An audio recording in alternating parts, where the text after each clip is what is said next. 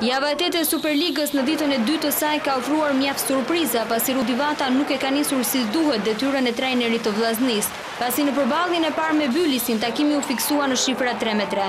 Barazimi ka qenë i vështirë për të dy ekipet, pasi nga 2-1 për Vllaznin janë ballshotot që përmbysin në 3-2, por goli i Vajushit shmang humbjen. Ky takim ka prodhuar shumë ngjarje pasi vëshëllimat përfundimtare ka ardhur në minutën e 113. Pjesa e dytë ka zgjatur 68 minuta pasi fillimisht u dëmtua portieri Vujadinović dhe loja u ndërprer për disa minuta.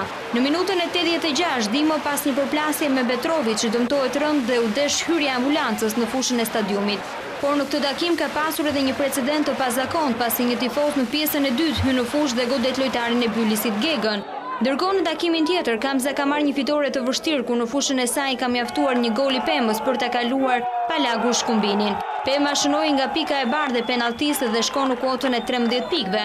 Në këtë takim u dhan 3 karton të kuq, 2 për Kamzën dhe 1 për Peqinasit. Ndërkohë të dielën Superliga vijon me takimet e tjera që do të luhen e konkretisht në përballjen Kastrioti Tomori, Flamurtaria Apollonia, Teuta Dinamo dhe Tirana Skënderbeu.